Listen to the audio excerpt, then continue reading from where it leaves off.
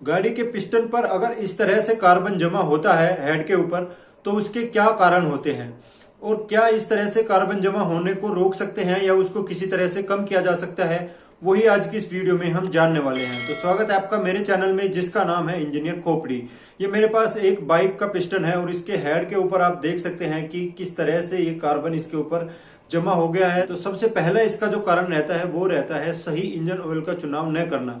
Engine oil का चुनाव करते समय आपको दो चीजों का ध्यान रखना चाहिए। पहली चीज तो है कि किस ग्रेड का इंजन ऑयल डाल रहे हो और दूसरी चीज ये है कि किस ब्रांड का इंजन ऑयल आप डाल रहे हो। सबसे मेन चीज है ग्रेड का। आपकी गाड़ी के लिए, बाइक के लिए कौन से ग्रेड का इस्तेमाल सही होना चाहिए, इसकी जानकारी अगर आप करना चाहते हैं तो या तो आप सर्विस सेंटर में जाके पता कर सकते हैं, नहीं तो जब बाइक आती है, अगर नई गाड़ी आती है उसके साथ जो सर्विसिंग मैनुअल होता है, इंस्ट्रक्शन होती है, एक किताब आती है, उस किताब में ये क्लियरली लिखा रहता है। तो अब दूसरी बात करते हैं कि किस ग्रेड का इंजन ऑयल यूज करना चाहिए। जरूरी नहीं है कि आपने जिस कंपनी की गाड़ी खरीदी है उसी कंपनी का इंजन ऑयल आप डालें, ऐसा बिल्कुल भी जरूरी नहीं है। हाँ, ये चीज जरूरी है कि आप जो भी इंजन ऑयल का चुनाव करें वो अच्छे ब्रांड का होना चाहिए और सही ग्रेड का होना चाहिए। बस ये चीज ध्यान रखनी है। ब्रांड आप अलग कर सकते हो। आपने होंडा की गाड़ी खरीदी है तो जरूरी नहीं है कि आप होंडा की का इंजन ऑयल डालें ना, दूसरा भी आप डाल सकते हैं। बस अच्छे ग्रेड का, अच्छी कंपनी का इंजन ऑयल डालना चाहिए। दूसरा कारण, मान लीजिए कि आपने सही ग्रेड का भी इंजन ऑयल डाला है और सही ब्रांड का भी डाला है, लेकिन फिर भी अगर आपने उसको समय पर नहीं बदलवाया है, आपने उसको बहुत ज्यादा लंबे समय के लिए चला दिया है, तब भी वो कार्बन जमा होने का एक कारण बन सकता है। मान लीजिए किसी मोटरसाइकिल में कंपनी कहती है कि आपको 2000 किलोमीटर चलाने के बाद या 6 महीने के बाद इंजन ऑयल को बदल देना चाहिए और आप उसको 3 साल तक खींच देते हैं या 10,000 किलोमीटर तक खींच देते हैं, तब फिर इस तरह से कार्बन डिपॉजिट होने के, कार्बन जमा होने के कारण बन जाते हैं।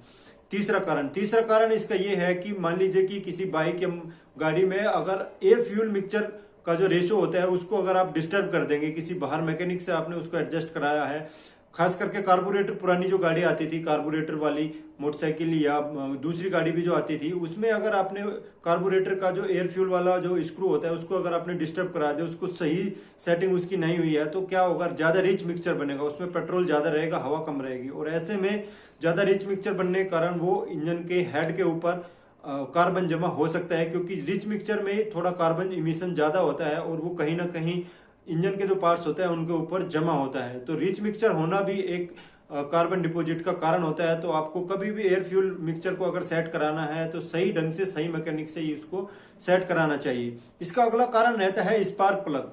स्पार्क प्लग का काम होता है चिंगारी देना और अगर आप इसको हर सर्विसिंग में साफ नहीं कराएंगे तो इसके ऊपर कार्बन डिपॉजिट हो जाएगा, जिससे कि ये कम चिंगारी देगा या वीक चिंगारी देगा, जिसकी वजह से जो पेट्रोल है वो सही से नहीं जल पाएगा और कार्बन डिपॉजिट का एक कारण बनेगा। इसके साथ ही आपको समय समय पर स्पार्क प्लग को बदल भी देना चाहिए, क्योंकि स्पार्क प्लग कुछ समय के बाद, लंबा समय होने के बाद में थोड़ा उसका स्पार्क जो है वो वीक हो जाता है। तो समय समय पर आपको स्पार्क प्लग को बदल भी देना चाहिए, जैसे कि आपकी गाड़ी के सर्विसिंग मैनुअल में लिखा होता है उसी के अनुसार। अब बात करते हैं कंक्लूजन की, निष्कर्ष यही है कि आपको समय समय पर गाड़ी की सर्विसिंग कराना चाहिए और सही मैकेनिक से और अपनी आंखों के सामने बैठ के कराना चाहिए। देखना चाहिए कि जो जो काम सर्विसिंग में होने चाहिए वो सब हो रहे हैं कि नहीं हो रहे हैं।